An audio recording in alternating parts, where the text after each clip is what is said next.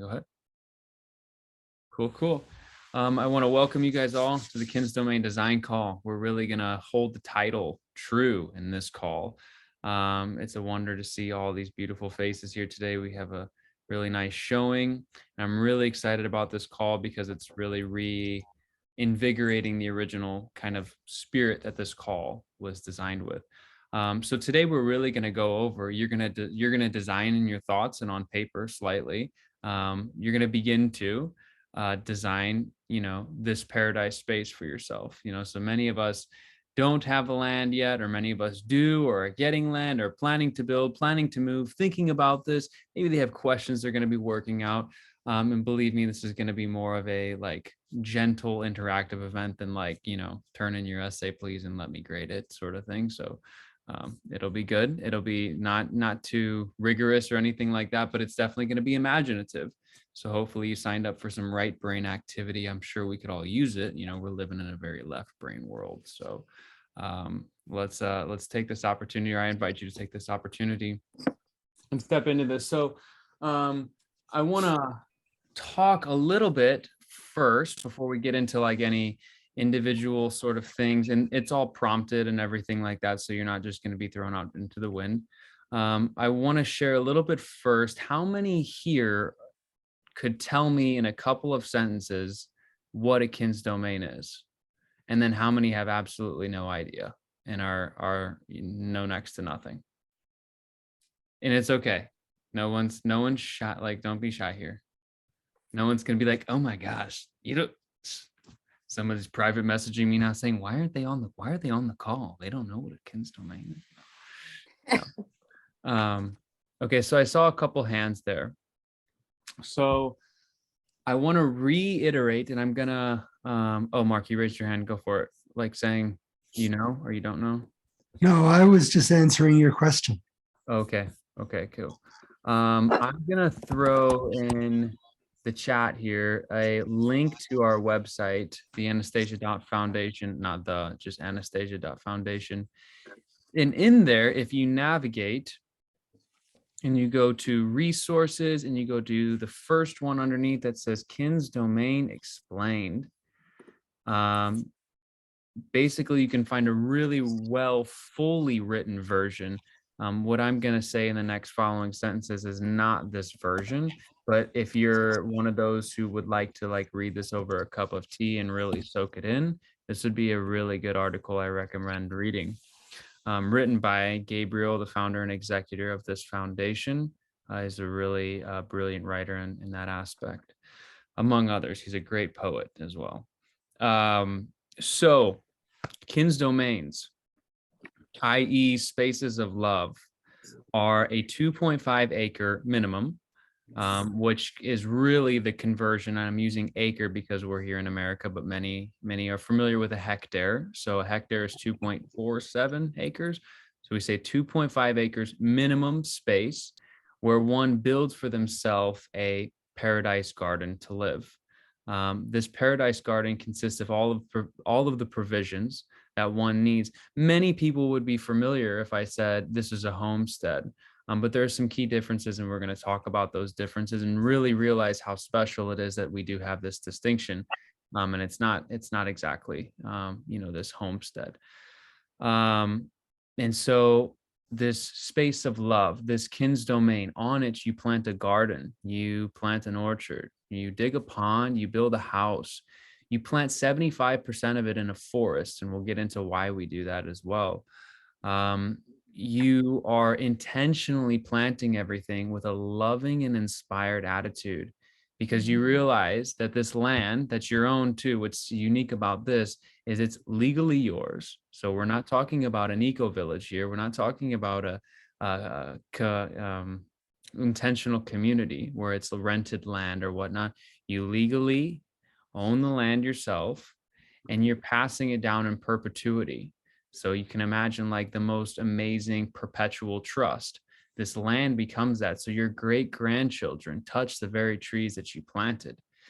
So the intention behind all of the actions on this piece of land take a much different, they have a different aroma to them than any other actions of the familiar homesteading. Like, we got to plow up, and because we got to plant our cabbage, because we got to go to market, because then we got to fund our solar project, because then we got to, that's not the lifestyle here. The lifestyle is sustainability, is regenerative. It is focused on soil conservation. It is focused on permaculture. It is focused on ecology, and holistic design. But it is not limited to those, because it encompasses one very important aspect that is widely not talked about, is the spirituality behind man's connection with the land. And so this is a really beautiful opportunity to really re-cement our original pristine relationship with man, or with the earth, with God, and then all of those together, man, earth, God. And we really, this space is a chance for us to do that. And so there's a couple of great sections in the book. And for those who haven't read the book, these books are available online. We have a brilliant PDF section that I'm going to throw in the chat right now that contains all of the books. Please feel free to read there. The link is going into the chat right about now. And you can find all the PDFs of the book. So the first one I want to read here is it's in book 4, and it's talking about here we go 178, chapter 26. Everyone today can build a home. The most important thing, Vladimir, is that even today everyone can build a home. Everyone can feel God with their soul and live in paradise. One single moment is all that separates paradise from people living on the earth today. Each one possesses conscious awareness within. When dogmas do not interfere with this awareness, then look, Vladimir, what can come to pass. And Anastasia basically continues. She goes on and she shares how easy it is to create this home.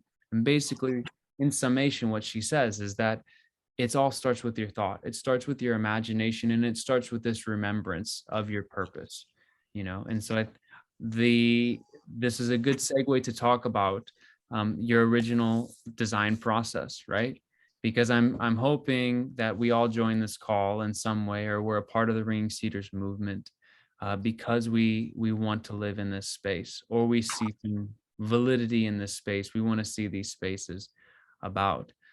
But in order to see those spaces, we need to be able to design them in our thoughts first. We need to be able to know what the design looks like. And so traditionally, for those familiar with permaculture, for those who maybe have designed their own garden or have built their own house, there's kind of a set design process. And this set design process has many different names, but it also is about the same for each. And the main elements of it are assessment. So first analyzing, first listening, observing. So another word here would be observation. And this is in all forms, right? So if you're really taking the approach here that you're wanting to create a new life for yourself, you've been listening to this fire within you, you've been listening to this voice, these yearnings to leave the city, to lead a pure lifestyle, to leave a legacy for your children, to take action in climate change, whatever it may be for you. If you've been feeling that authentic yearning, and that you're listening to that, right? That's observation. So observing your experience, observing what makes you happy. All of those things go into it, right? The next is then visioning.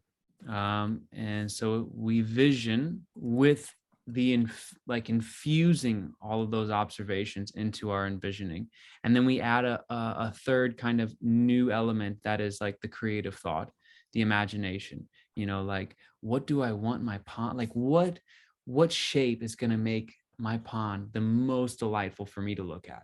What kind of fruits do I want to taste, right? Like complete, throwing out all of this dialogue and narrative saying like, I can't do this because of this, like purely just absorbing yourself into that vision of the future.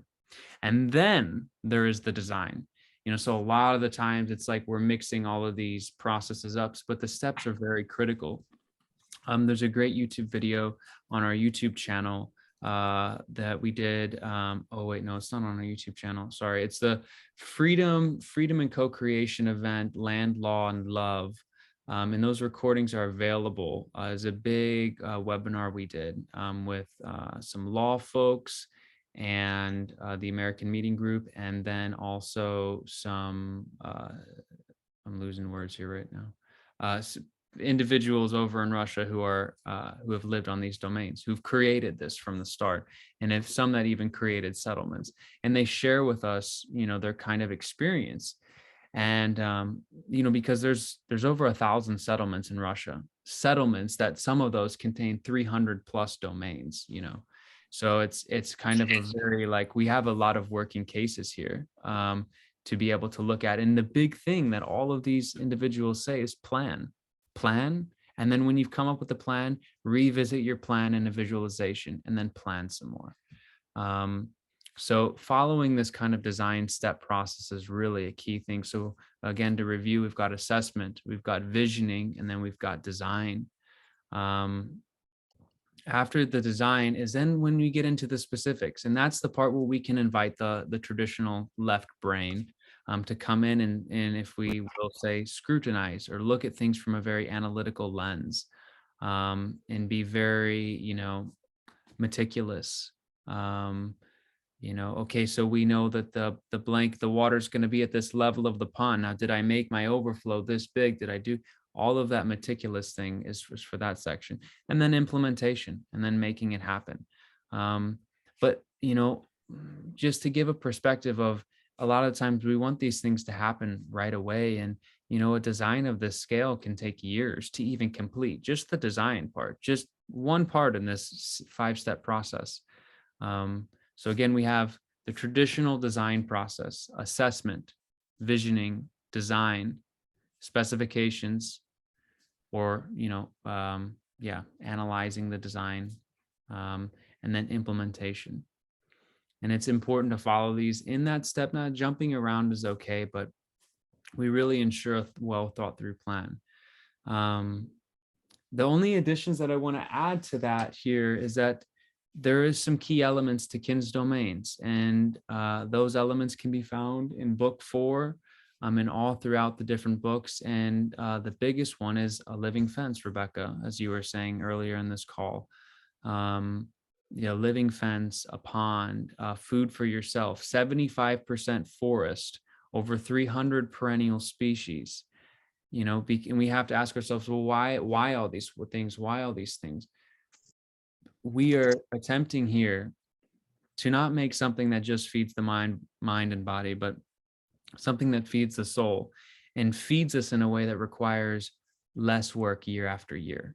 So the true embodied definition of sustainability, the true embodied definition of a regenerative design, of regenerative agriculture, of a regenerative lifestyle. This isn't anything that falls short of that. And it demands a lot of he or she who takes on this design. But the thing is that we've all kind of already been ingrained with it. And I want to share a little excerpt here from 188. And I know I'm talking a lot, and I'm going to invite definitely some feedback in the next moment or so. So I appreciate your patience and soaking in all this information here. Was it 88 or was it 87? Can Wyatt read his own handwriting? I guess he can't. Jeez, Wyatt. No, it's in this book. Wrong book. That's why I had book 6 in my hands. Okay. Anastasia says, here in the taiga, God's thought and God's plan are not interfered with to the same degree as where man lives today. In the taiga, leaves fall from the trees, and the little branches are torn off by the breeze. And these leaves and branches, along with worms, fertilize the ground in the taiga. And the grass which grows all around regulates the composition of the earth. The bushes help it clear away excesses of acids and alkalis. None of the fertilizers you are familiar with can substitute for leaves falling from the trees. After all, leaves include many of the diverse energies of the universe. They have seen the stars, the sun, and the moon, and not only seen, but they have interacted with them, and even many thousands of years from now, the ground here in the taiga will still be fertile. And so I wanted to share that excerpt to really kind of hit this point home on the trees and why the forest. And maybe we've heard about forest gardens before. I'm not sure if any of you have heard about forest gardening. Really a valuable thing to look up. Highly recommend the book Forest Gardening. Creating a Forest Garden. Yeah, I think so. I can't even remember the name. Just look up Martin Crawford Forest Garden. I'll try to keep dropping really splendid resources throughout this call, but Martin Crawford Forest Gardening, and basically, designing a forest that produces food for you. And it doesn't have to produce food in the way, or food per se is not the only yield, right? There's wood, there's timber, there is medicines, there is insulation materials, weaving materials, all of these different products or goods that can come from the woods. So there's kind of some set things that are included in the domain or in the design of a KINS domain. And I'll invite you to go check out the website to kind of really fully see those, because I don't really want to bog down the conversation too much with that, because I definitely want to get to like the interactive activity. I know I'm speaking a lot and talking fast. I'm definitely inspired, and I'm going to come up for air here. And I want to see if anyone has anything to share, feedback, any questions, thoughts so far, other things they'd like to add to the conversation. If not, totally cool too. We can keep the train rolling. Hey, Wyatt. You first of all, you said page 88, but which book? Oh, page 188, book 4. 188.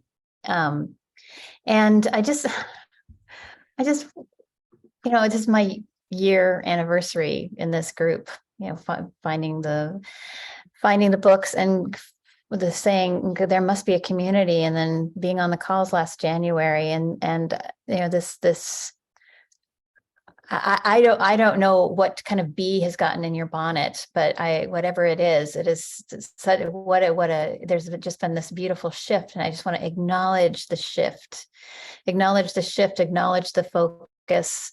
And we've been talking about KINS domains, kind of, it's like it's out here, and I just feel like today's call and the not even half hour we've been on it, just this this coming together, and where it works, where two or more are gathered, this idea of like, wait a minute, I really haven't even thought of a KINS domain until like you're making it already so real. Like what would it even look like in my world when it's kind of been out in this fairyland. And so I just wanted to share my appreciation for your focus. Thank you so much, Marie. I really appreciate that. It's been an absolute pleasure to have you a part of this community. There's been so many brilliant moments, from the little podcast we did to all your good shares during the readers call, and some of the really profound shares after Arion's guided meditations. I remember a couple years vividly. In fact, I remember you had one where you were seeing all these big fruit. Oh my gosh. Wow, that came back. That was last year in Medford when she said, see trees outside. And, I don't know what kind of world you guys are in, but there are many, there's a thought process that some of our mountains that look like plateaus are actually gigantic trees. Now, I don't know if that's in your world. It may, this may be new information to you, but it's been fascinating. And just my view was the fact that there's this lower tabletop and upper tabletop in the Medford area, if you've been in Oregon. And then when she, so I could picture these giganto mountainous trees. And when she said, and see the fruit on them, I went, oh, I hadn't thought of that part. Yes. It was so good. You offer such a unique, imaginative thought. Thank you so much for that feedback. I really appreciate that. Yeah, I mean, I'll just be completely transparent. It's about 9 months ago, and some dear brothers and sisters and I committed to each other, to ourselves, in the sight of Abba, in the sight of all of our ancestors, and all who will be coming. That we're creating a settlement, and we're continuing to Right. push in that way. And what that means is a lot of things. I'm going to be sharing more about that soon, kind of our progress, where we're at. We've made a lot of headway as far as legal things, as far as, setting up kind of accounts to be able to receive things, getting in touch with what we need to be doing to get funding. Everybody, Gabriel Miguel Um, here, founder and executive director. Oh, that's okay. And a lot of things. So that's where this focus, I think, is coming from. Is, I don't know, I'm recalling these lines right now. Like, we need to be putting our vision of happiness into practice. And it's so easy in this world of conceptualization to kind of just remain in that etheric place that doesn't see a materialization. But it's like, man, we're all children of God, and we're material. Like, I can touch myself. I can touch things, and that's the beauty of our existence here, is that shared, the fact that we exist on all these different planes, spirit, matter, and then yeah, here. So this kin's domain is our materialized paradise. It's a space of love, and it's something we all can intuitively, I think. Like, for me, it was this recognition finally in myself that, like, I want to go home, and like, home isn't anywhere off in another galaxy. And that was like huge, because for so long I was like, well, is it, um and realizing, no, I can create this here. And then, finding the books and that whole incredible transformation that takes place, not as a result of reading the books, but as a result of reflecting on the information in the books. It's a very key thing to discern that, this isn't reading something and immediately you're like, oh, I'm a follower now. Like, we're followers of our own self, of our own drive, of our own connection with God. Not of We're not blindly following anyone's teachings. We're not taking something and uh paper cutting it and templating it everywhere across the world. That's not what this is. This is just the most rational one that we've all come to. It's not one that we're thinking to ourselves like, hey, yeah, everybody else is doing it. I'm not going to give it a good thought. I'm not going to give it due diligence. I'm just going to trust and then like move forward in it. That's not human. That's kind of like robot. That's not human. We're so much more than that. We have this capacity to like rationalize and think about the truth in things and find the truth. And even if the truth is hidden, to I mean, gosh, it's like any historical text or any ancient text you look at, you have to like be able to discern. And so that level of discernment is huge in this piece of designing your land. So anyway, enough of all that. Where do I want to go after this? I feel like there's been a lot of abstract talking about the design process, but the truth of it is like this space is so easy. It is not something that is complex, and yet at the same time, it is something that is incredibly thought through and incredibly intentionally designed. That's going to transition us now into one short a couple of sentences that Anastasia mentions. This is 106, book 6, and she's talking about the Vedrus people, this ancient culture and how they used to live. And I'm just going to share this. It's a short paragraph. Come spring and summer, the plants would exhale the ethers. Okay, backstory here. She's talking about when two people fell in love, this is what they would do. So they would go off, find a location to build their home, one where they both felt good. And then she talks about how right from birth, he and she had been absorbing from their parents the lifestyle, the knowledge, and the mindfulness of the culture at the time, the Vedic culture.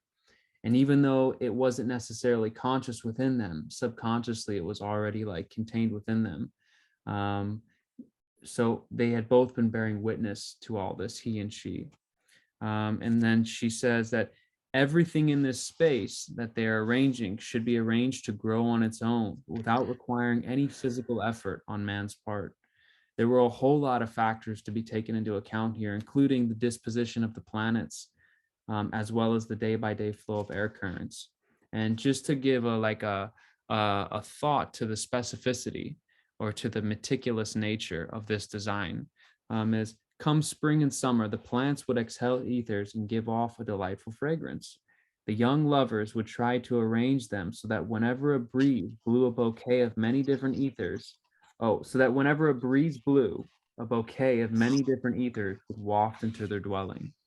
And so that's like a level of design that like I mean, as a permaculture designer, like you don't necessarily like that's in depth, man. Like most of the time you're thinking about like, oh, my swale on the hill is also going to catch water and I'll be able to plant trees. And that's going to be awesome. And then I'm going to sequester carbon and I'm going to create wildlife habitat. And it's like, it's a beautiful thing, right? But the level of conscious awareness to arrange plants so that when the breeze from, in my location, it would be the northwest and the west, comes, that they come together in a current and flow into my house. I mean, that's pretty amazing. And it's like, that's within us, that creativity too. And so this is my next invitation is to not think about the designs here, all the meticulous nature, is it's not something that's like this taxing, like, oh my gosh, this is, Corporation A's tax report, and I got to look over and find all these details, and I got to plan it all out, and somebody give me more matcha tea because I just can't do it anymore. Like that's not what this is. Like this is an absolutely blank canvas, and you have like, I mean, more colors than you can possibly imagine to paint with. It's just beginning to train your lenses to see that way. It's beginning to learn how to interact with your natural surroundings, to become more versed, to become more familiar with how nature works, how it flows. I mean, we're all in rooms right now, or we're somewhere, right? Like we're detached, we deliberately isolate ourselves from natural processes, from the way the wind's current change from the morning to night, from the humidity changes, from when, how can you know that rain's coming? Can you smell the rain? Like those are really maybe silly examples, but all I'm inviting you to do is to start training for that lens. That was a big theme yesterday, is start training. Like it's not this overwhelming, unsurmountable mountain. I mean, young infants and children can, maybe not infants, but children can learn to play instruments and become masters at it if they just set their mind to it. It's the same thing here. If this is something you want, if this is something that is actually calling your soul truly and authentically, and that's one thing, is making that distinction, does this really attract your soul? Then it's this thing of this training, and she compares the designs of these lands back in the time of the Vedic people, to like the level of consciousness and the level of detail would be like higher than any dissertation, basically, she says. And it's a really it's a beautiful thing. We have this opportunity, like this canvas of the earth. So I want to come up for air. I've been talking a lot, and I want to begin to move into the interactive activity, but I want to allow for some room for some echoing or some reflections along that line of thinking there. It really is it's such a cool thing, guys. Like we've been given all the tools on the planet. Like think about all the plants, all the places you can choose to live, like all the loved ones, the kids. It's beautiful. It's like, it's all we have to do is assemble. The puzzle pieces are there. It's assembling the piece that you'd like. So I want to invite some feedback, reflections, contributions to that conversation. Hey, Wyatt. It just reminded me of the story of the little orphan girl, wasn't it? That from the orphanage that somehow was given and then she was only able to go out like once a week or once a month or something in the beginning, and how she didn't know what she was doing, but she kept studying and experimenting. And then over how many years where her place became this, oh, the description of it. Do you know what book that was? I'd love to go back and reread that. I think it's book 8.1. I think it's Oh, book, was it that far? Okay. I think, or maybe I think so, because Okay. I think in that book she talks a lot about the future. Yeah, that's such a good story to bring up. Oh my gosh. And then the boy comes back and like falls in love with Oh her. yeah, yeah, yeah. Yeah. But her place, her house itself just looks kind of ragtag, I think, in the beginning. And so the wealthy guy came and was comparing it to his big mansion and saying, don't you want to build that or something? And finally ended up realizing, right, Yeah. it was this, sh- sh- that uh, what not she had was so incredible. Yeah, I wanted to add what Shane said here in the chat as a piece there. It was a construction trailer. Okay. It was like Oh, yeah, yeah, they it was put one like on a there. trailer, like a mobile, and Mhm, yeah, then the boy was rich or something, right? mhm. Yeah, such a Yeah. she became like a master herbalist, and she was, just for the context of those who haven't read the story, like she was from an orphanage, went out, she got given in Russia. There's a law that they could get given land, and so she took claim. She said, here I am, like a Russian citizen, like I like want my piece of land, and she got the land, and she would camp out there from the time that she was a little girl, and then Mhm. like slowly she just like kept building up her paradise and like learning. They said that the who was it, like her aunt or her uncle or something, that would see her in her tent with just like books on herbs and gardening, and like she would be up late at night with a lamplight, like just reading, like the drive, the drive. I mean, like Yeah, let's to your point about the breeze wafting over the flowers, like she had that all yeah, set like that, right? And it was just became this incredible example that people would come. I think I remember that they would come just to see what she had done and how they could do it. So yeah, yeah. And no, she never wanted to go back to the orphanage anymore. yeah, People were yeah, like, Weird. she was just a little girl. I mean, Yeah. it was astounding. That story was really amazing. yeah, it was. Yeah. Yeah, that was a good story. And to your point about not wanting to rush, my nature is to, okay, get the land, okay, let's just get it set up. Mine You too. know, Mine too. my nature is not to take years to develop something. Right. And so some of the stories that you hear about people that went to do that found out it was so much harder than they thought it was going to be. Yeah. And for those of us that, the idea of physical working, like Maria and I were in Colorado, last summer, and boy, I just about bought a piece of land there that was, how many acres was that?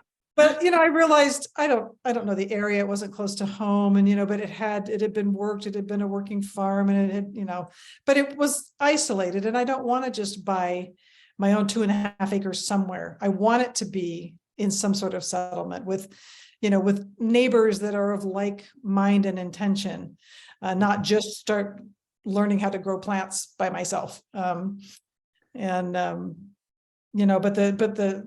the idea of getting out and fixing the fences and putting on your dirty Carhartts and working the land and learning new stuff is such a romantic idea.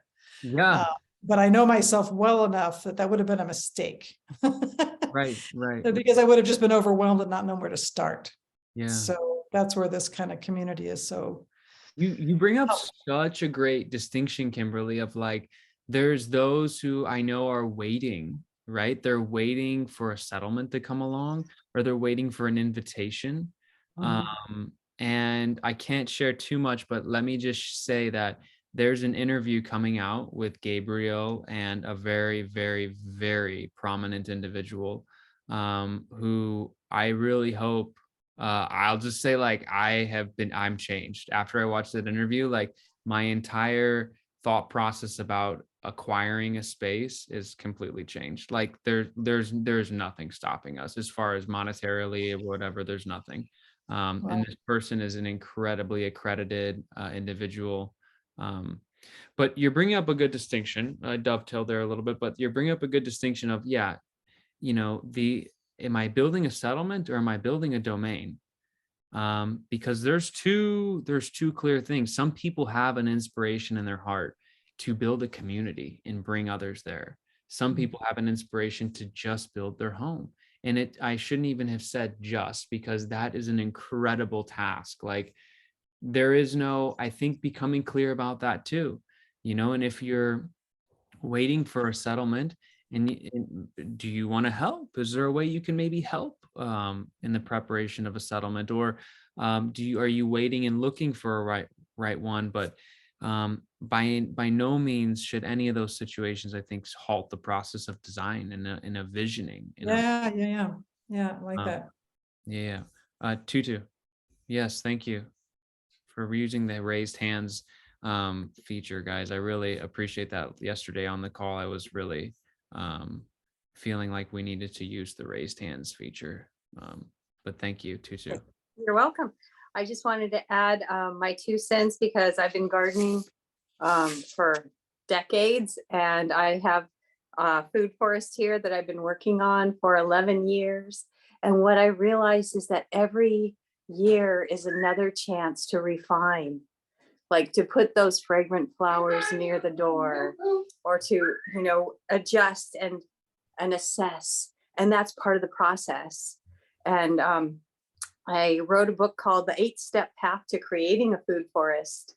And it gives you the first 7 steps. And then in the 8th step, it's reassessing every year and going through and basically doing the same process again each year, observing what you have, replanting things, adding your new mulches, and all. And so, yeah, it's not like you have to have it all done right off the bat. So that's all I wanted to add about that.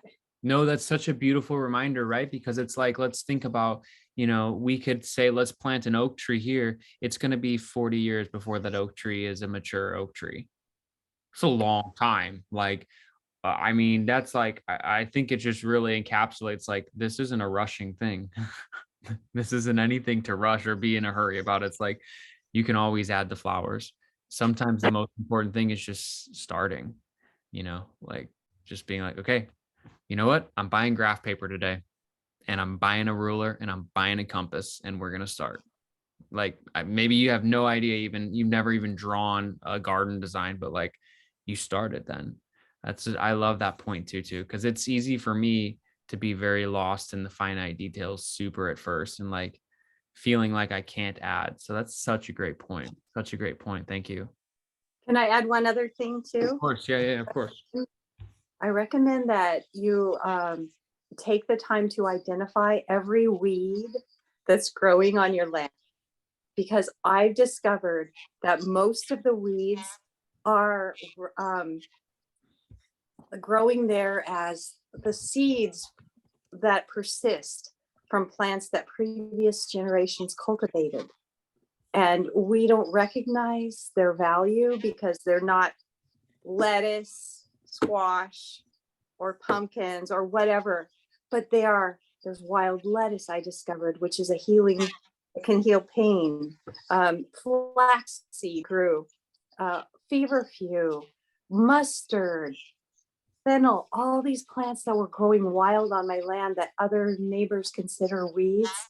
Once I identified them, I realized that nature was being so much more benevolent and generous to us than we realized. So you may already have a lot of good stuff growing on your place already. Yeah, that's cool. You have feverfew growing wild. Dang, that's awesome. I had to plant that. That's cool. Mark, thank you, sir. Tutu, do you mind telling us where you are? I'm in Vista, California, which is North San Diego County, kind of by Carlsbad, inland from Carlsbad. No way. Are you familiar with About and For Sustainability, Lucian Toma? He's like in San Clemente in San Diego area. I used to live in San Clemente. That's so funny. I raised my kids there. Are you familiar? No, Luciano. Lucian Toma, Lucian. He lives in Missouri now, but he ran a permaculture thing out there. He was a teacher at Saddleback College. I graduated from And Saddleback. he's a teacher at the Ecology Center too. Wow, very fun. Yeah, Small- it is. Yeah, it is. Could you give his name again, please? Lucci. Yeah. Let me go ahead and just put his website in here. I really highly recommend some of this guy's courses. They're absolutely amazing. And honestly, he's just a really down-to-earth guy. He's from Romania. He grew up partially in a Romanian mountain village. Just familiar with a lot of really cool things. So definitely check that out. Mark, did you have anything else? Yeah. Yes. So, Of course I do. I do. of course. This is extremely basic. And there's a preamble, and the preamble is that I'm 76 and I have very little money. And I'm totally, in love with all of this and inspired and planning and all the rest. But to be honest, I'm often leaning more towards getting reborn to a wonderful Russian couple, as opposed Sorry, keep going. That's so funny. as opposed to managing to, get my kin's domain going in this latter part of my life. But I don't rule that out at all. And Mark, you can come live on my settlement. Come on. Why don't we just, or this, not mine, the settlement I'm on, like, just come on, Mark. You're going to be on a piece of land, Mark. okay. But where my thoughts go are, somehow miracles occurring and being able to acquire at least 500 plus acres and preferably 1,000 plus acres, and subdividing them and giving them away, each to all the worthy comers. But I haven't even tried to draw a kin's domain. And I have these big pieces of paper, art drawing paper, and I have a set of colored pens or whatever they are. And the paper I have is rectangular. And I keep thinking, square 2.5 acres, square hectares. But I keep being drawn to the rectangular shape for some reason. And when I think of cutting the paper and making it square, it seems like, I'd almost feel like I'd rather have rectangular parcels than square parcels. And, this is about the level I'm at. I've been cut off from nature pretty much my entire life, except for tropical islands. I'm in love with tropical islands, and Hawaii.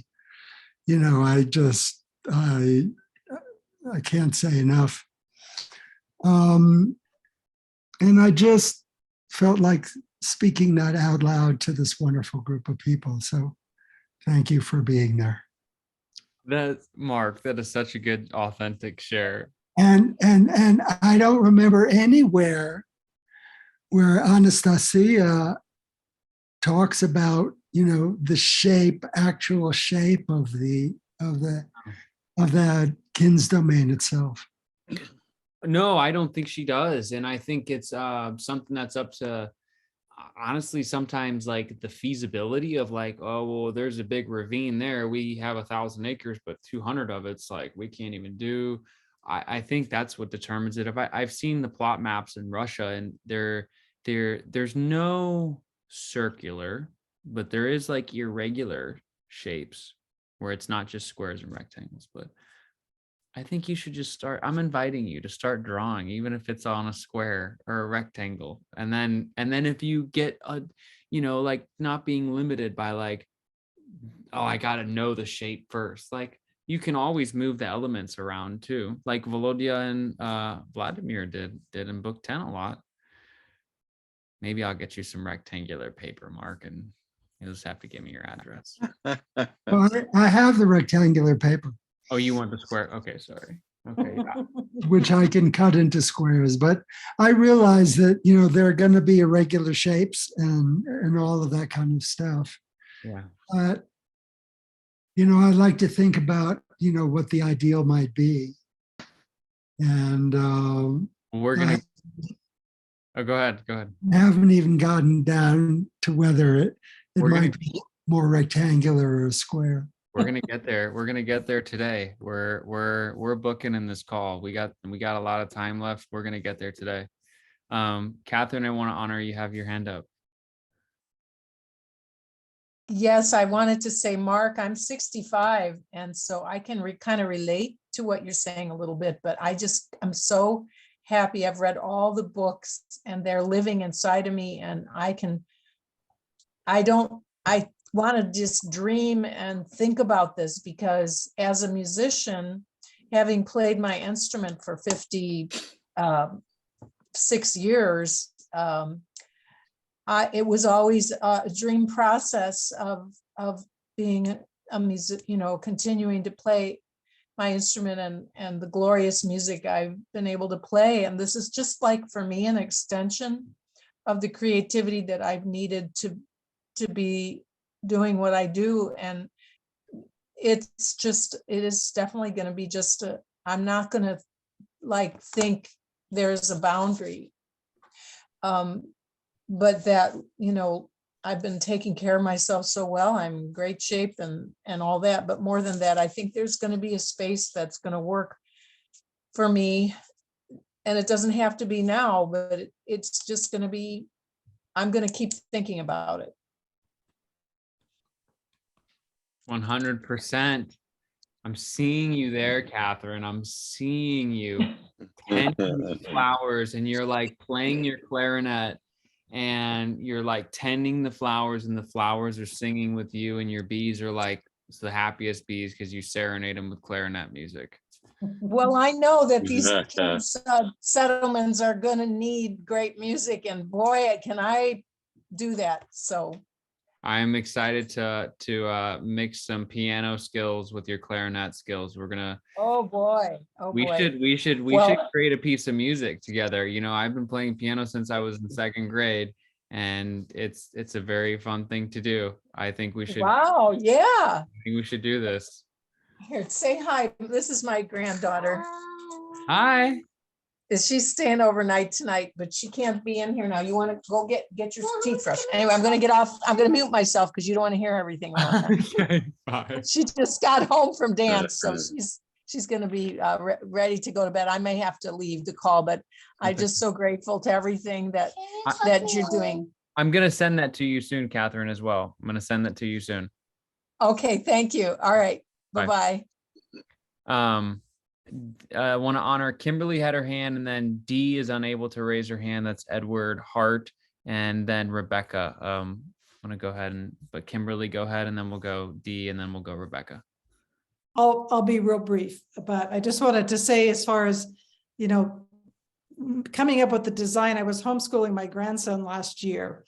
And so I started talking to him about Anastasia and what she did. And we read the chapter about the eagle taking the baby, her son, up into the sky and getting that perspective. And then we talked about designing. He would so much to have chickens again and to have dogs and all these things, and how fun it would be to live in the country. So I bought a bunch of felt, like one big sheet, and then a bunch of different colors and stickers of things like chickens and dogs. And so we did the math on, the size of the felt and breaking it down to so many feet, if it was 2.5 acres, and cut out the shape of a pond that might be the right size. So we just cut out all these things, the barn and the house, shape, as we imagine would be fun. And we just were able to keep rearranging them on the on the bigger felt.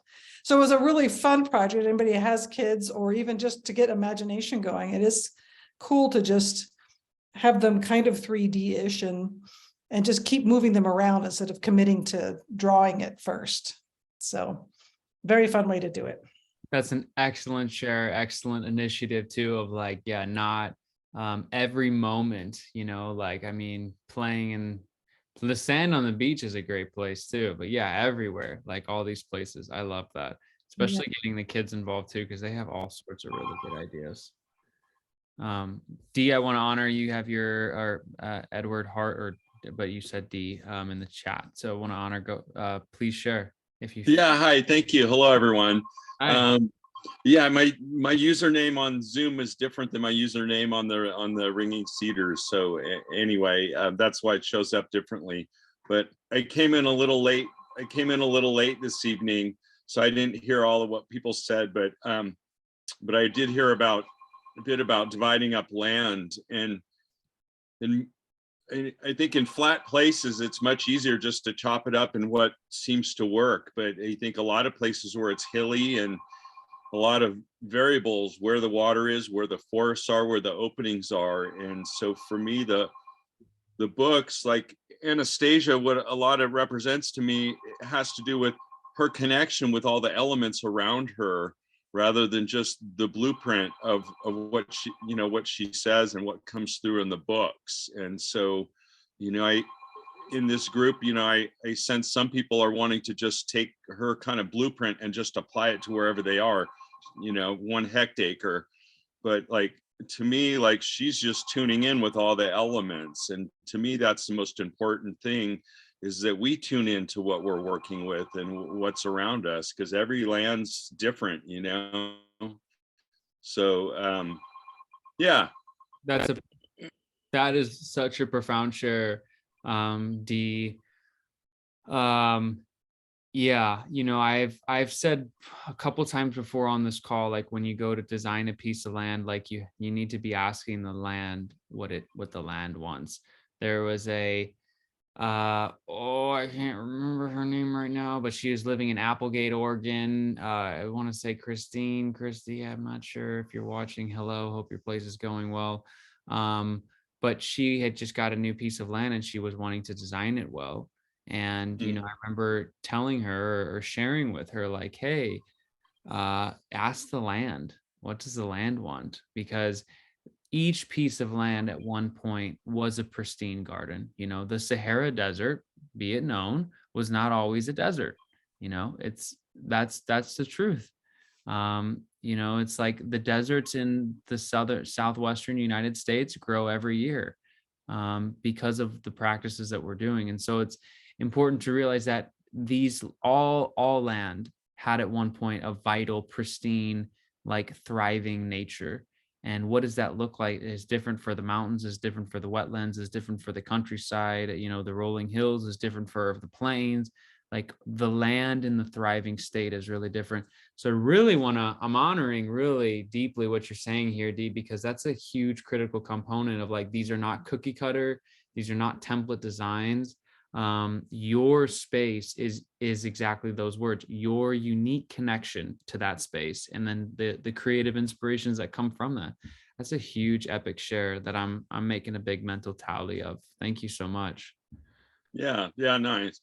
Yeah, and there are a lot of other factors too than just the land. So sometimes, like when I tune into things, I'll tune into the land and then nature in general, because sometimes there might be a big hill on the south side in the northern hemisphere, and so, you know, there might be a hill that's a half mile away that's creating shade on part of a property. So, you know, sometimes there are a lot of things that affect it, and like where the wind flows, you know, the land itself may lend something, but then there's so many things external that are more remote that do come in and affect things on the land. 100%. 100%. Thank you so much, Dee. Rebecca and Jim, I want to honor you. Did you guys lower your hand, or would you, do you still have, oh, okay, yeah? Yes, thank you. Yeah, okay, cool. Yeah, I think it would be really cool, my friends, to if there's no other thoughts, and please, this is the time to share them, or concerns, clarifications. This is the time to bring them out before we get into this interactive phase. This won't be too long. We're going to close with some really nice, fun, easygoing things. And not that this isn't going to be fun and easygoing. Oh boy. But yeah, I want to emphasize one more thing here, that page 106, book 6, all of the aspirations to create this space were now concentrated in the two loving hearts. Their knowledge was enhanced by the energy of love, fostering new inspiration. This is why they did not even think about what we call today the pleasures of the flesh. And so it's like one of those things where within us, there is this capacity to feel a greater and greater inspiration. And we've all felt that at different times in our lives. And this is something that really, I mean, the scale, right? It's like your great grandchildren are going to touch the trees you planted, you know, and what, you know, like, why wouldn't they? Like, what voice in us is saying like, well, no, like, yes, they will. Like, create that scenario in your life and they will. And that is so inspiring to me. I mean, I can like craft something for my children, really think about the children too. And I know that we have different ages here and whatnot, and whether then it's grandchildren or maybe it's you in your next life, but like sculpting that unique paradise that you've always dreamed of deep in your heart, that fulfills all of your needs as your pristine child within, you know, that like unattainted, unadulterated, like seriously, the pure one within. Like, what does that child what does that one want to see when it rises in the morning? How does it want to see the sun glistening off the lake? What angle are the apple trees placed in relation to the wind? You know, like, and then love, creation of a family. It's all inspiring. So I want to open up the floor if there's any other questions or clarifications or thoughts that should be contributed before we go. We have a short little interactive activity. It's going to be really fun. I want to open that up though.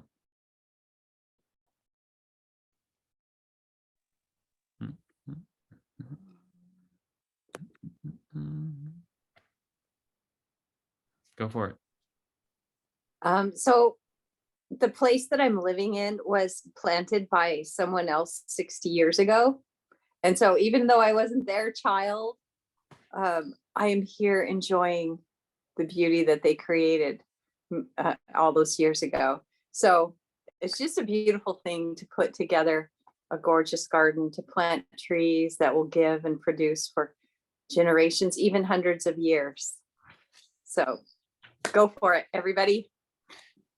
That's so awesome. I love that. I love what you just said. Yeah, before we go into this interactive activity, so there's one thing I'm going to say before, one thing I'm going to say after the activity. If you haven't already declared to yourself in writing, declared to yourself, declared to your offspring, declared to your partner, to your past ancestors, to your future, to your father, I highly invite you, I highly recommend and invite you to write such a declaration and to think about what you would say to yourself, what you would say to your ancestors in that declaration. You know, it could be something I declare, you know, to create a kin's domain, or it could be a couple more sentences. It could be one, infusing it with some of your own personal inspirations, I think will make it more real for you. The declaration that I wrote about 2 years ago, in the times of the darkest, you know, over these past 2 years, that declaration has kept me steered on my path. You know, it's like once we write something, we put it in the material world, it really, and then we keep working for it. You get, if you ever order cedar nut oil, you get this quote from the lovely team at McGree. When the soul inspires to something in the dream, then believe me, everything must come to pass in life as well. It must. So I really highly invite you and recommend to do that, especially as you begin to visualize this and you begin to plan. Couple of words for all those watching on YouTube and not at this moment as well. There's a lot of different ways to begin planning and designing your domain. There's digital ways, and then there's physical on paper ways. I'll say that the digital ways allow for a lot of flexibility. Sometimes that flexibility can be too confusing, but if you're interested in the digital ways, I recommend Adobe Illustrator. And I recommend Photoshop is okay. Adobe Illustrator is really a really good way. SketchUp or any CAD product is also good if you're using that, as well as landscape design software. But the beautiful thing about graph paper and a pencil is that you really are more, there's just a deeper connection. I've done designs on both, doing permaculture designs and then doing designs. I really have done more on computer and just started recently started a one on paper, and it's so much more rewarding. So the internet and the online resources for like visualizing your design can be very important, but primarily the visualizations up here, right? So that's kind of what we're going to do now. So if you can grab your writing utensil and your piece of paper, promise this is going to be fun. You're going to leave feeling good. I'm going to invite you because we're going to do a quick little share afterwards. This is going to be a really cool thing. I think you're going to be inspired by what people share because of the diversity, and immediately your I guess I can say like your top picks are going to be broadened. And those who don't want to share don't have to share. That's okay too. We'll just allow those willing to share. But so the first prompt I have here is I want you to think to yourself, if you had 5 of your favorite fruits, what would those favorite fruits, if you had 5 seeds that you could grow from little babies and watch grow, and then you'd be delighted to eat their fruit or smell their flowers and then eat their fruit or their nuts, what would those be? And then write those down.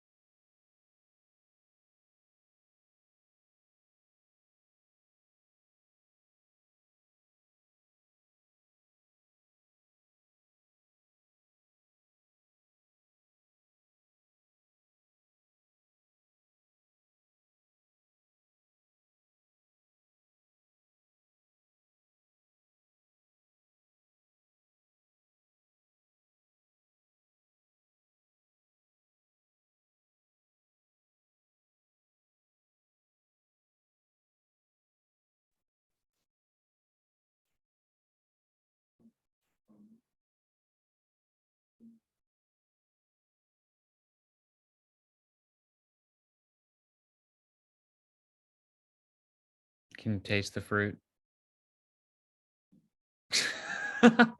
Mark's like, oh yeah, it's a good plum. It's a good plum. It's hard to pick. I mean, obviously there's going to be way more fruit, but this gets our mind stimulated. Tutu, it looks like you've got some 5 fruits down. I'm gonna pick on you, invite you. Do you have any you'd like to share? Oh, for sure. I just went with all my favorites: oranges, bananas, apples, plums, peaches. That's it. But also pecans, and pecans grow wild here in Southern California, which is so fun. But yeah, that's what I picked out.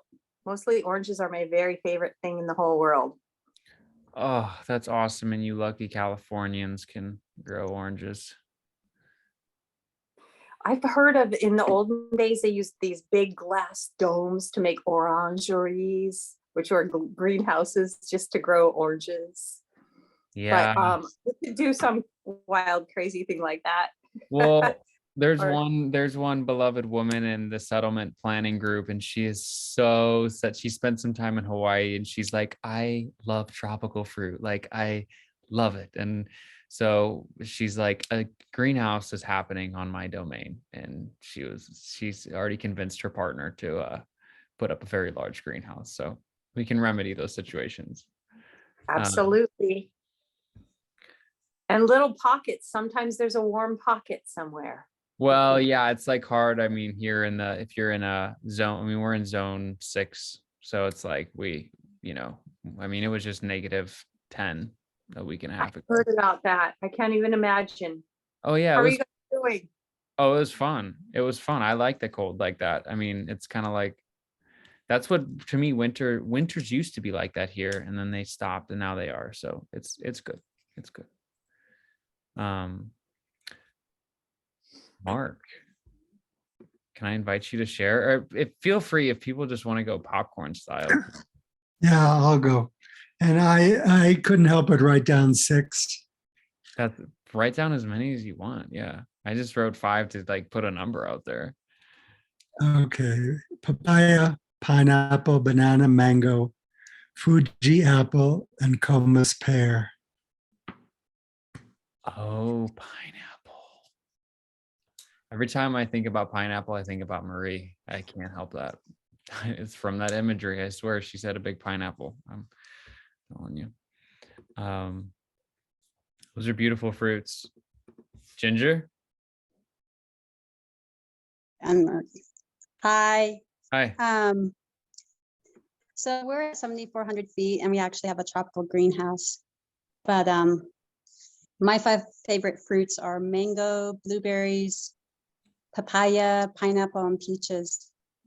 But in the greenhouse, we can grow some figs, fajawas, oranges, lemons, limes. No way. Is it a passive greenhouse, or do you have to heat it? It's off the grid with hydroelectric, and it has a climate battery bank in it. Wow. Like a kind of geothermal like. Is there anywhere where we can check out your guys' work? Do you guys host classes or anything? Sounds like you're more than just the average homesteader. Our neighbor is Jerome Ostentowski with Central Rocky Mountain Permaculture Institute. I was gonna say there's something there. I've like heard about this tropical greenhouse before. Yep, exactly. But we Awesome. do have there's a video on, it's called The Porking Truth, and it's on, I think it's our Jansen Homestead. So there's a little video of this guy going through the greenhouse, and you can see what we're growing in there. Okay, cool. That's But beautiful. we're originally from Missouri, though. What's up? What part of Missouri? Originally Kansas City, and my husband's from St. Louis, but we went to school in Columbia. Right. Oh, that's cool. Kansas City, St. Louis, and you met in Columbia. That's cool. Yeah, exactly. Awesome. Well, welcome, Ginger. Thank you for sharing those fruits. They sound delicious. Thank you. Would anyone else like to share their fruits? We've got a couple more things to move on to here. It may be a unique one if somebody doesn't have a unique one. Like I love currants, dried currants. Oh gosh, so good. So good. What about some native fruits? Persimmons, pawpaw? I have something unique. Let's I do it. really like lychee. Is always. Oh yeah. I've never had that, but I've heard about that. I don't know what zone that's even in. Wow. Pink pearl apples. What are those? That's cool to check those out. Awesome. Well, thanks for playing along there.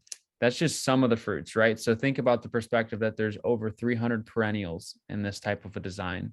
We're 300 fruit bearing and herb bearing or whatever. So like you don't have to pick 5. You get to pick as many as you'd like. One of the domains that we got an interview from last call we did with them, I don't know when it was, but regardless, they said that they planted close to 1,000 trees a year on 2.5 acres. Granted, they won't be able to do that forever, but it's a lot of apples and plums and probably pine trees and oak trees and all. I mean, we can really forest ourselves. And trees are the most, how should we say it, passive and active. Well, no, they're the most passive form of food. I know I'm going to say production. I don't like that word, but food producing. And, you know, they require maintenance in the beginning, and then they pretty much will continue to produce. They're just absolutely amazing. Require the least amount of inputs. So it's pretty cool. I'm going to lump the second one into two here. So let's take out the number. And I'd like you to think about 5 flowers and herbs. And I want you to think about this in a way of like, if you have to close your eyes and visualize, but you're sitting in a circle and around you is the smell of these herbs or these flowers that you absolutely love. And it's arranged in a way that the colors are as well delightful to your eye. And maybe this is a space that you made for a loved one. Maybe this is a special space in the garden that you crafted for a child or for yourself. But what is the aroma there? And what is the, like, what maybe, you know, intricate species? And if we, you know, it doesn't have to be limited to an herb or a flower. I mean, include some insects, include some things, create a visual picture, a living, breathing image for yourself of this space that isn't necessarily food producing, but that you are absolutely just like delighted by the smell, the scents, the animals, the breeze, maybe the glistening of water, whatnot. Definitely, I'll give you some time for that. And then we've just got one more item, and then we're gonna have some good fun ending time.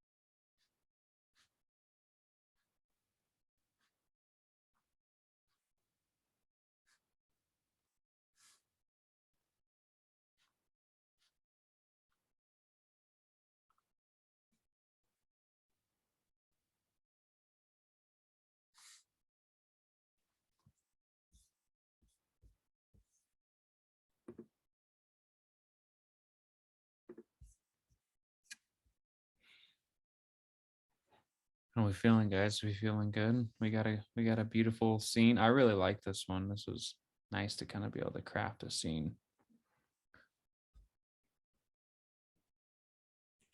Anyone like to share some of the plants, animals in their scene?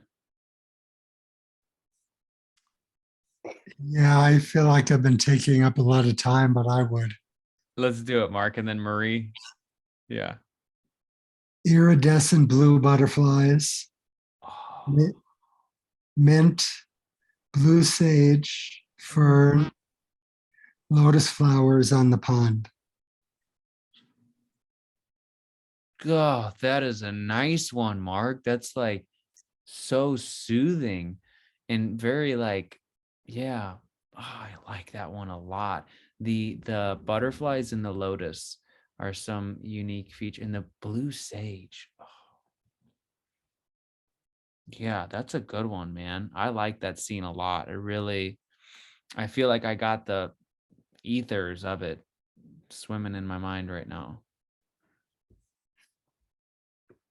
Marie? Well, Ginger says clary sage, citrus flowers, and lavender. Um, and D says real quick, Daphne, jasmine, stargazer lilies, falling, energized water, mixed light. I like that too. That sounds good.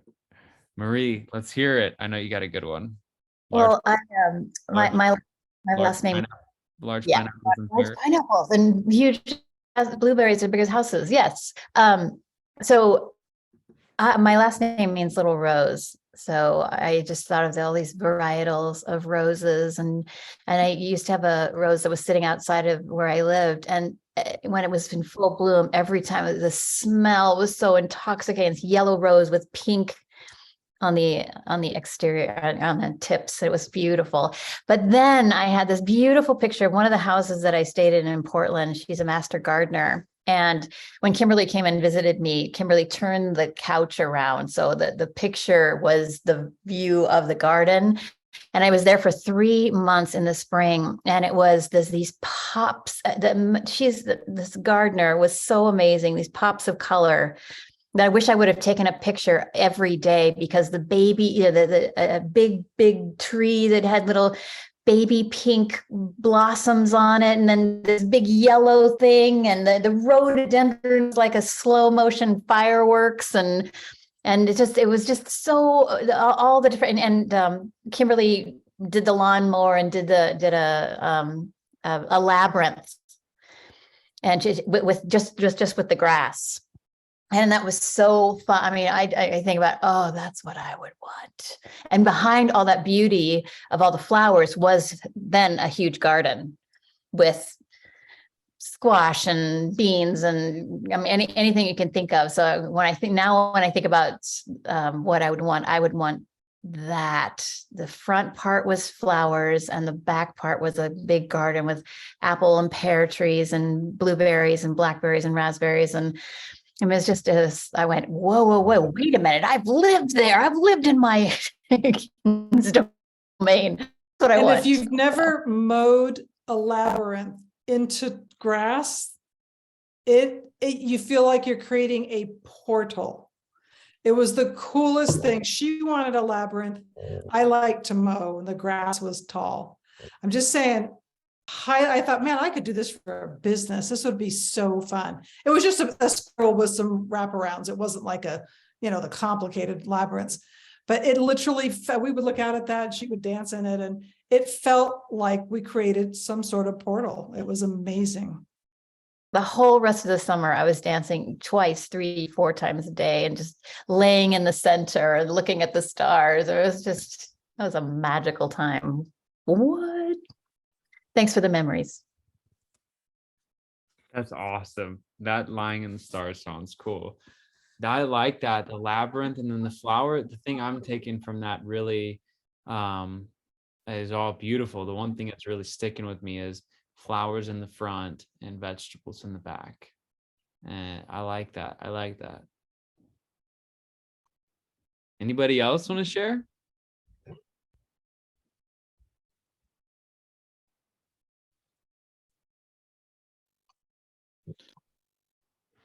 Go ahead, Catherine.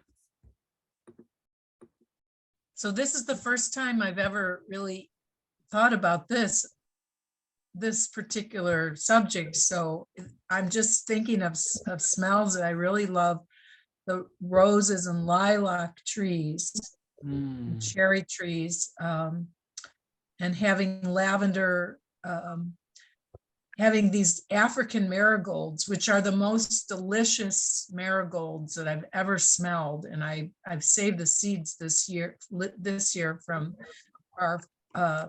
our group, our spiritual group, that she was making salves. I don't know if you realize how valuable marigolds are. There's so much you can do with the flowers. They're really, really important flowers, but these African marigolds are very tall and they have this amazing fragrance, and cherry trees.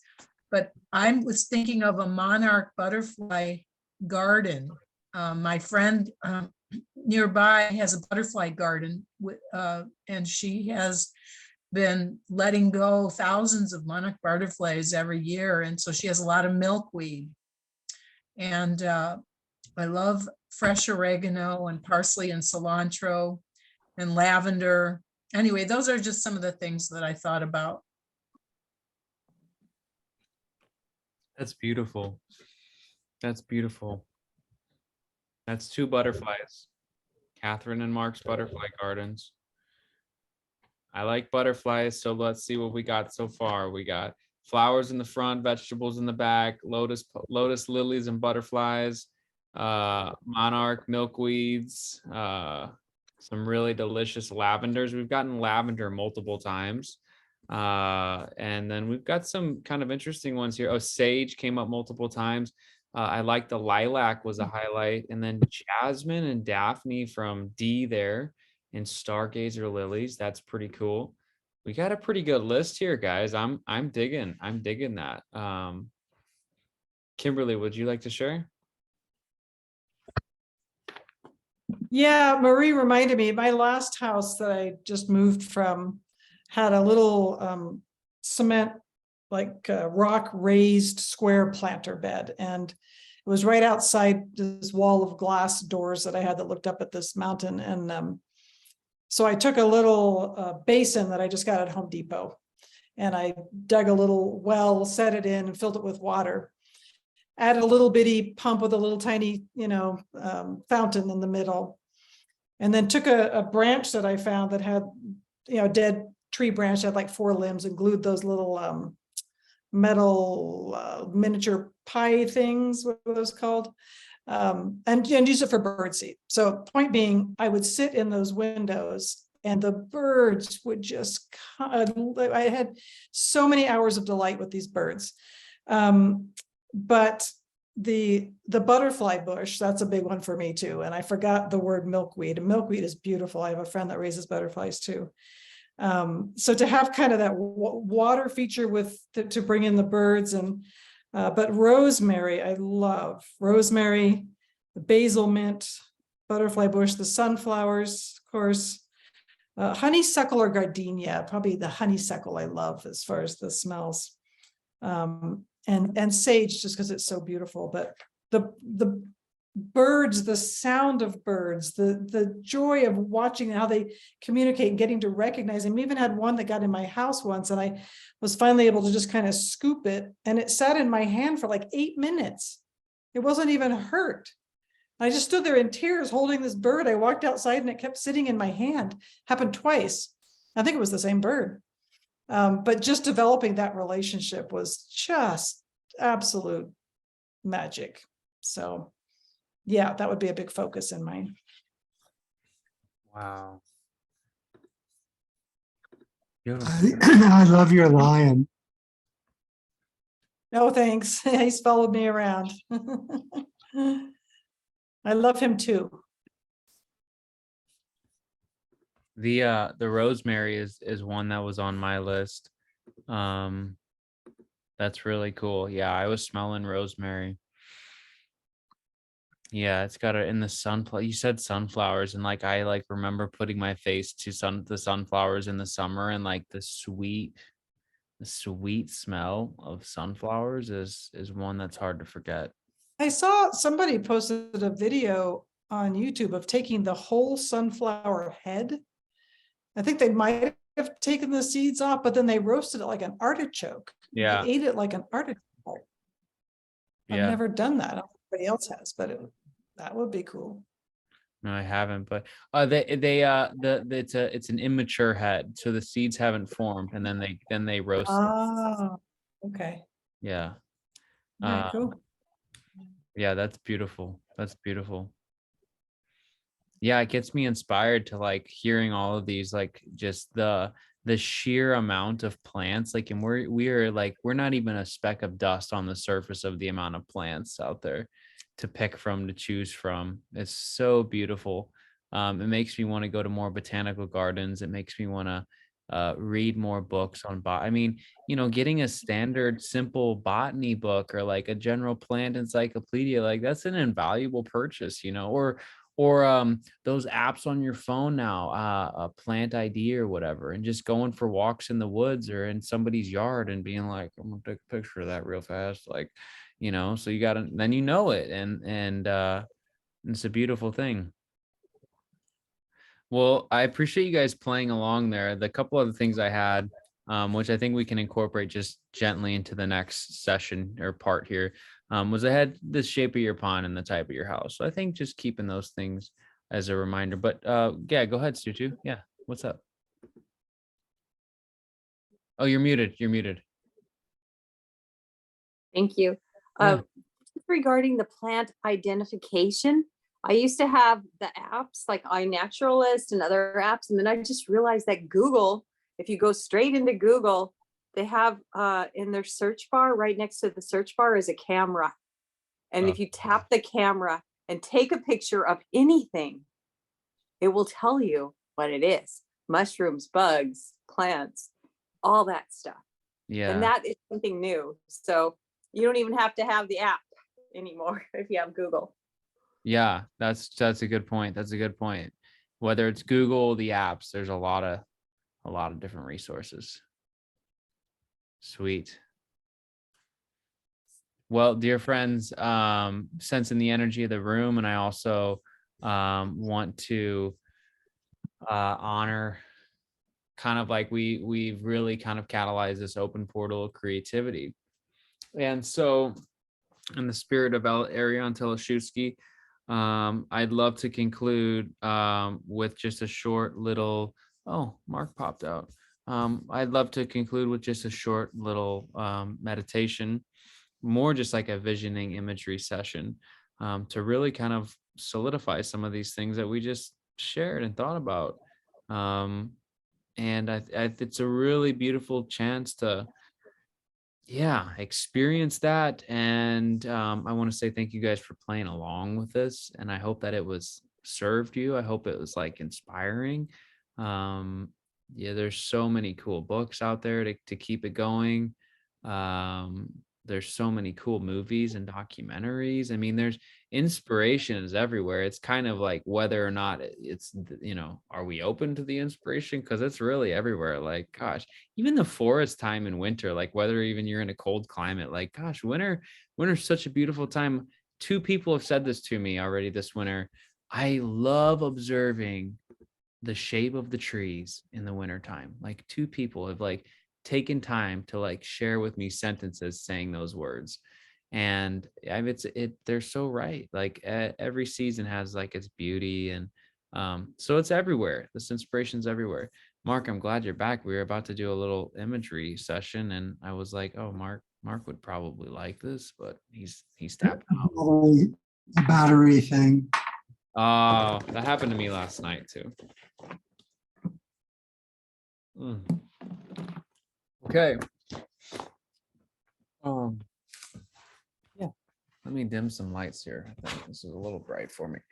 So I invite you to, if we can all mute ourselves. I just noticed I just put MO in my rename. I probably should have put Missouri. We have people in the US. No Canadians today, I don't think. No Canadians. All right. I'm gonna turn this light off. It's a lot better. The light was starting to make my eyes dry. Oh, I speak wrongly. Sinatra Beverly Whitaker, thank you so much. I was just saying, I'm wondering if anyone, even if you're not from the US, some people are like, Mo, what's MO? But all righty, my friends. I invite you to close your eyes, stretch if you need to stretch, roll your head and neck.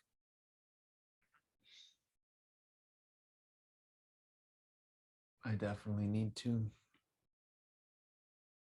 adjust the body so the currents of energy can flow nicely and smoothly to the mind, to the thought.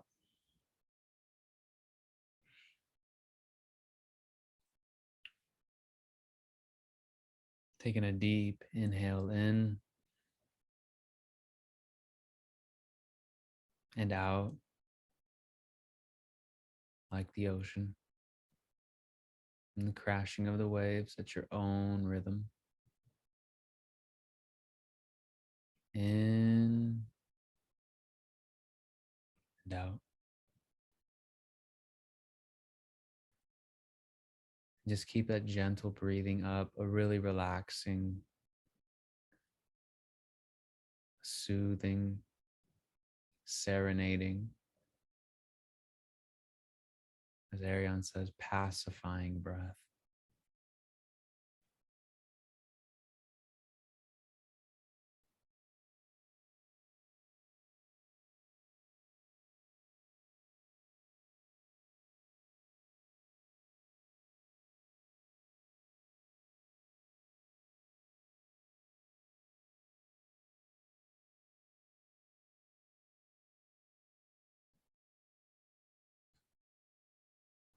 Kindly inviting anything on the mind, any noises around you, any noises within you, to simply be as they are. To simply see.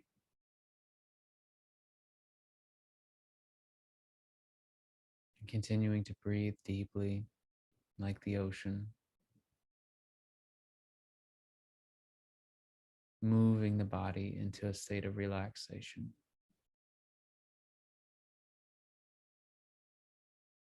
Noticing all of the physical indicators of a more relaxed body. Maybe the temples are receiving a nice warm sensation. The forehead and the skin up on it is relaxed. The corners of the mouth are gentle. The throat is ungripped. And the jawbone is loose and well lubricated. And the tongue too is relaxed. The top and the bottom and the inside of the ears.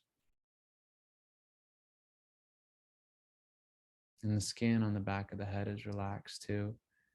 And you can imagine a paintbrush going down the back of the head, down the back of the spine, and painting this relaxation down across the shoulder blades and the collarbones, into the chest cavity, inside and out, side to side, back to front, painting down all of the cells now down around the solar plexus area, the navel, the abdomen, the intestines, all of the digestive organs, painting relaxation into all of these spaces, taking the time to fully relax as we continue painting down now into the coccyx and the hips, the pelvis, and into the legs, and into the knees, and further down into the feet. And thank yourself for taking the time to fully relax, to fully be present.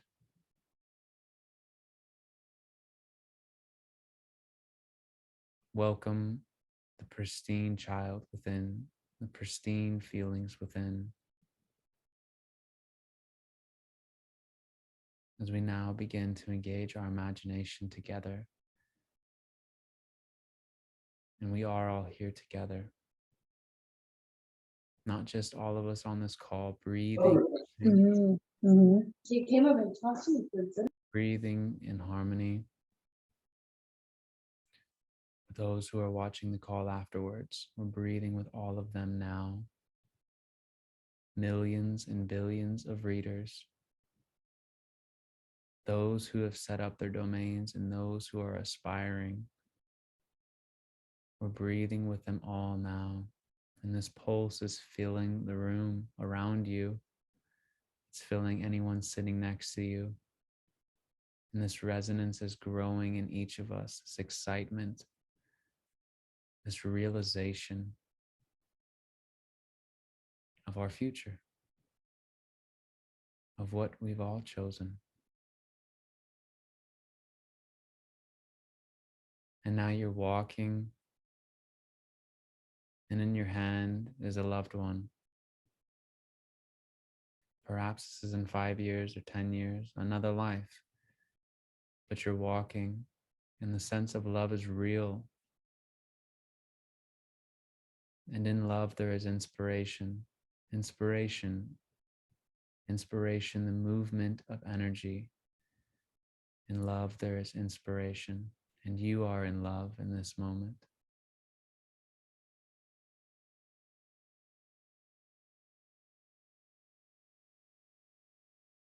And each blade of grass is tenderly grabbing and caressing each of your cells on your feet and cushioning each step. And the smells that come, they don't just feed the mind and the body, they feed the spirit. And it is as if your world at this moment was your cradle.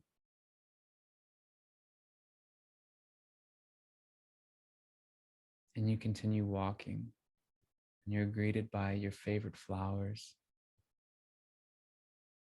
colors pronouncing themselves, waving and dancing.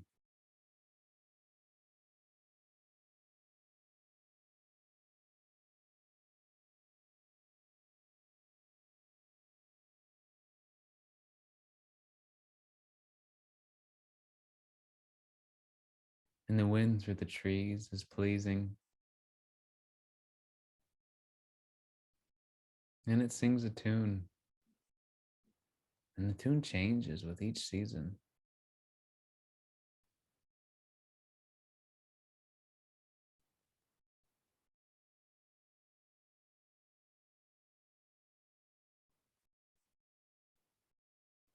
And your pond, your lake, your body of water, it's glistening in the shape that you've made it into. And whatever inlets, outlets, whatever area there is to sit on, a dock, a isle of land into the middle, a gentle sandy beach, on its shore, a big rock, a swing on a tree, or maybe a willow tree by it that you're sitting in the shade of. You're sitting now on this pond, on the edge, or in it even.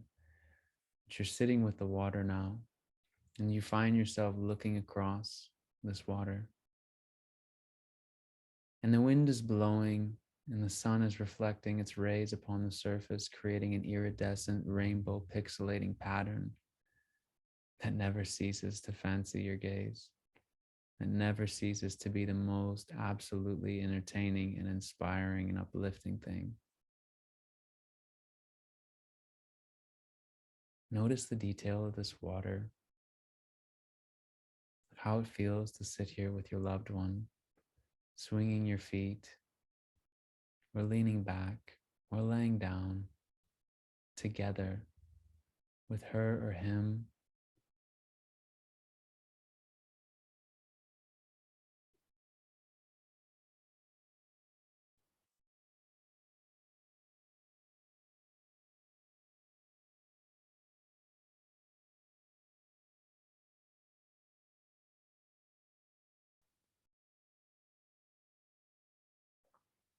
And you both recall now, and this could be your child, and this could be your partner, but whoever it is that is with you, that is in love, you recall now the steps that you took to create this piece of land. And the wind around you slows, and a gentleness ensues upon the space. This space that is so in attunement with every beat of your heart, just as it was in the very beginning. And you begin to recall the steps that you took to get to this place.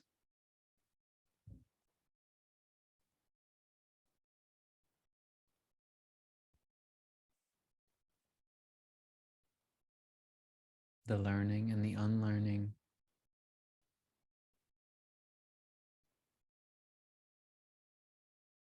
The networking, the partnerships, the understandings.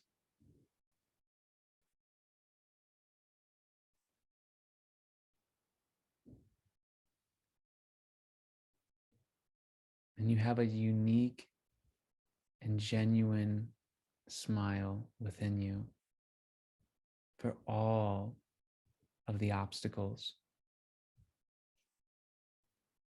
Because in this moment now,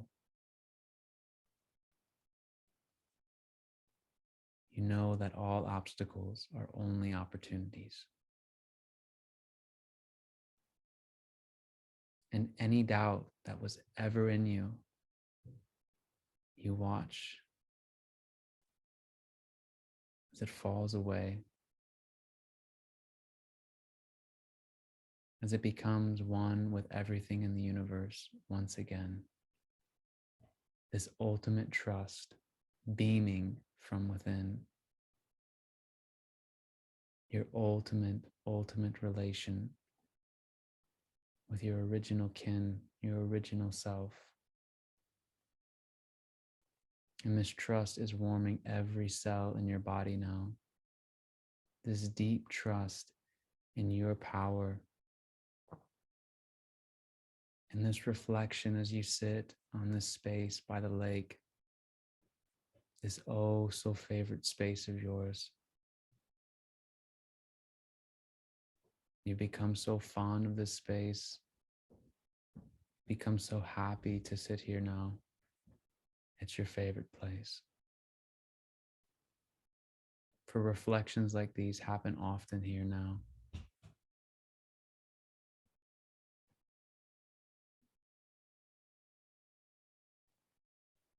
And your love is ever blossoming in this trust.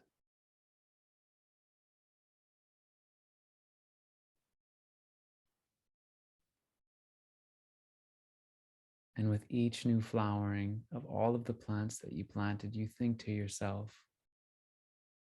my, how beautiful my life is, and how grateful I am to be alive, and how beautiful the design this earth and this life is. And whatever other words, but you feel is the most important thing. You feel this genuine, unique, authentic feeling towards life. And this feeling can be described in words like joy and celebration, and maybe a feeling of at last, maybe a feeling of absolute spontaneity, serendipity, synchronicities. But a unique feeling emerges as we jump into this trust by the lake in reflection, this sacred space.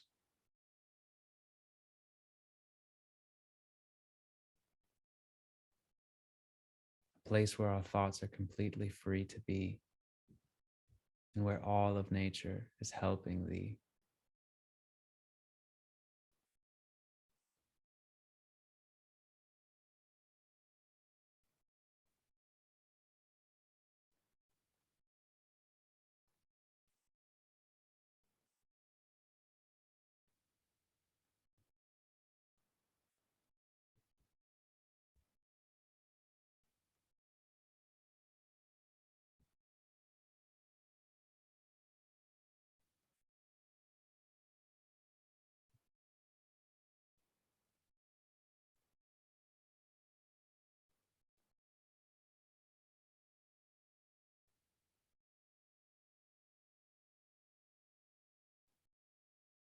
What a brilliant life this is to live.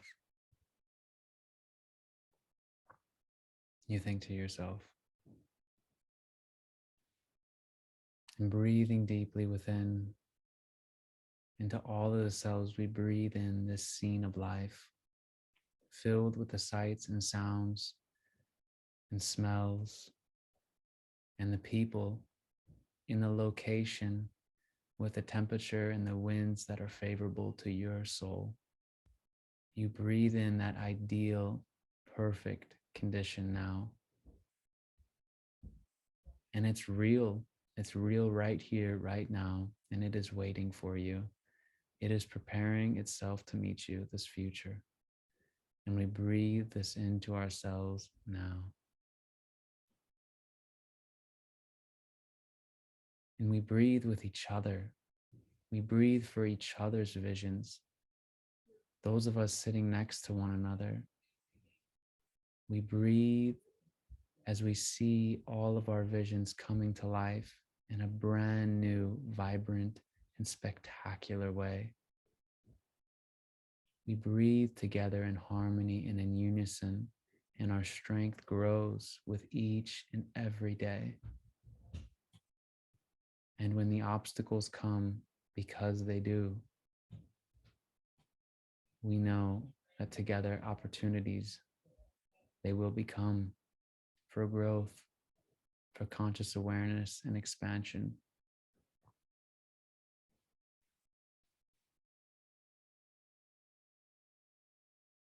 I invite you to take a deep breath and breathe all this in to the body. Breathe this in for the people that you're with.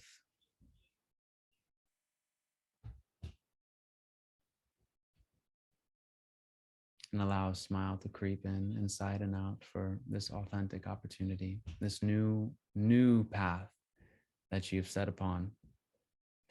As you rub your palms together, bringing slowly some energy back into the body, into the room you're at, into the state of mind, with all the experiences, with all of the thoughts. We're rubbing our palms together, creating some heat. As we place them over our eyes, we know now just a small approximation of some of the vast sensations that we can feel in this space. And we are committing in this moment to moving forward in the direction of manifesting that vision, putting our vision of happiness into practice. As you open your eyes and you know that you will never ever see the world the same again, moving forward to this space, to this kin's domain, this space of love.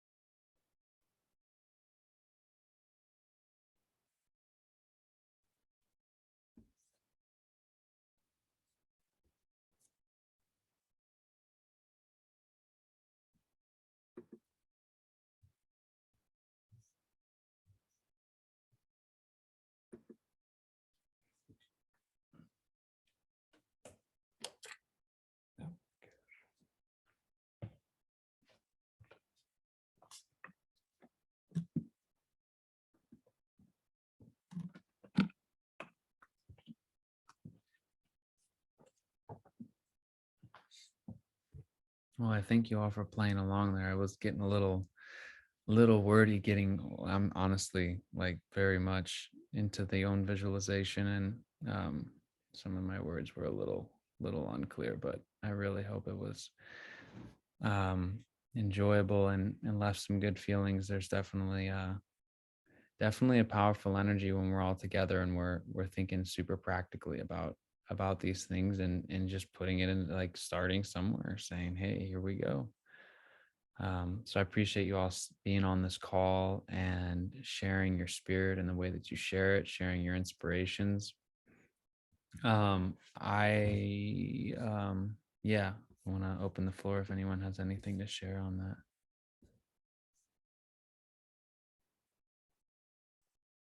Sure. My eyes, I'm like, Today was awesome. oh, thanks, Mark. Thank you, bro. Yeah, man, you made it awesome. Yeah. Go ahead, Rebecca. I just wondered if you had any particular books that you would recommend. I wrote down the one about gardening in a forest or something, but I wondered if you had any books that might be helpful as we have 21 acres that we're trying to kind of figure out what we're doing with. Wow, that's a lot of land. It is a lot of land for little city slickers, I guess. Oh, wow. Okay. And I need the most remedial, easy to follow book to start with because I'm green. Yeah, it's cool. These are pretty easy. Okay. How to grow perennial vegetables, Martin Crawford. I should take a picture. I think that would probably be easier. Hold on one sec. He's recording this, honey. Yeah. All right. Got it. It will be on YouTube. Yeah. Got it? Yep. Okay. Trees of Power, Akiva Silver, epic book. Okay. Creating a Forest Garden, Martin Crawford. Okay.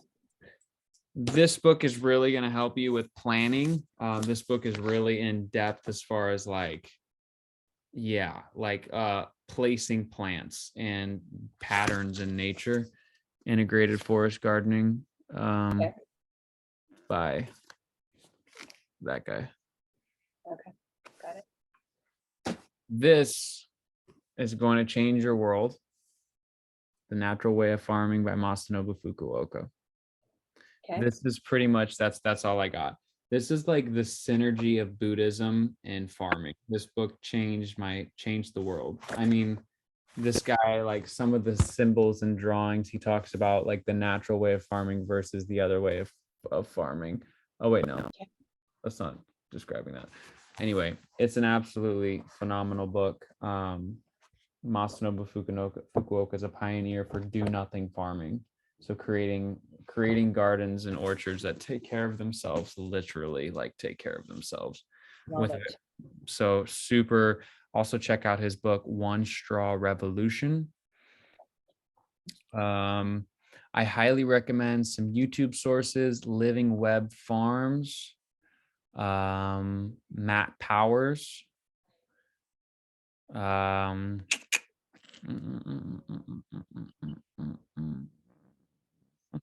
Who else there's out there on good on YouTube? I really recommend those guys. You can dovetail off of their channels. There's definitely some. But it's called Living Web Farms and Matt Powers. Living Web Farms is one, and then Matt Powers is another. Highly recommend Matt Powers online permaculture course. It's self-paced and it's really extensive. It's one of the courses I did. Let's see. Yeah, some other good resources here.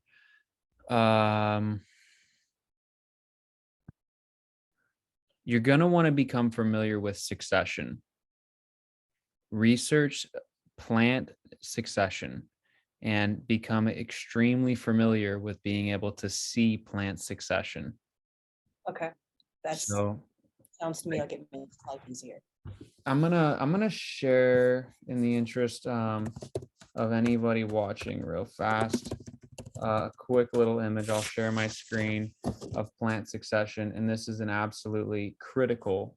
If you lack this understanding before you start planting things, you are doing yourself an incredible disservice, and you're doing the plants an incredible disservice, because we really can help everyone out if we understand this. So let me share screen. Okay, so this is plant succession. So what this chart really represents is time and how vegetation works over time. And so if we take an exposed open site, what first will start to grow is not necessarily lichens and mosses. Again, this is representing one type of area, but this is a good example. First, we're going to get some like weeds type of things. So there's annual weeds first. Then there's perennial weeds and grasses, shrubs. Then there's these young trees and bushes. And then there's kind of the more, broadleaf, more mature forest. The important thing is to really know how to identify, to see that, and to be familiar with some of the species in your area that are considered pioneer species. Most of the land that were available now is a lot of, has been used, meaning it's either been clear cut, logged. There's not a lot of virgin land left. And so you're not going to necessarily find a lot of guys in this area here. You're going to find a lot of people with land, even if it's wooded, in areas like this. That's going to be your main, the shrubs and this kind of area. New construction sites are like right here, right? And then maybe there's some overlap with that right there. That's generally, this is what we work for, right? This is the 75-year forest. This is what we're going for. But this is an absolutely critical thing to do, because in planning, this is how you can turn a site over faster. So if you understand succession, you understand that, okay, if I have a barren piece of ground and I want to move it into a rapid forest faster, I need to be like integrating all of these different things first. I can't just go start planting trees and expect them to do super well. There's a way of culturing the soil, because what this chart doesn't show is that actually your soil level, let's see if I can get this to be a little, I'll do this. Your soil level is going to start like this. And then as this grows, it's going to do this. And it's going to continue to go deeper and deeper and deeper until you're like, whoa, super deep. And that's, let's say this is, 5 feet of topsoil. I can't draw with this thing. Geez. Let's say that's 5 feet of topsoil. Let's say this is 0 inches of topsoil. Let's say right here is, 1 foot of topsoil. Something like that. So you're having to build soil, right? So that's the connection there, is soil. This needs soil, this needs fungi, all these things. This lacks fungi, this is full of bacteria. Matt Powers is absolutely excellent at explaining this, has so many diagrams and charts. He has, Matt Powers' YouTube is absolutely phenomenal for checking out this stuff. Definitely highly recommend. So ecological succession, super important to understand. Thank you. That's excellent. Yeah. Thank you guys so much. Oops, that was weird. Yeah, thank you guys so much for joining though. Really appreciate you guys being here, and please, looking forward to seeing you. We have a lot of different calls and communities, connection events, and it would be really awesome to have you there. And just good luck designing your property, and gosh, all the information's out there for it. Great. Thank you so much. Yeah. Thanks everybody for being here. Hope you enjoyed this evening. I won't have a call. I'm going to be going out of town, so I won't have a call until, oh no, maybe I think the 24th is when I will have a call, but I might not be there for the 24th. Well, you'll find out. Yes. Thank you all for being here. Hope it was lovely. Thank you. Bye-bye. Good night. Bye guys. Thank you, Wyatt. No problem, guys. See ya.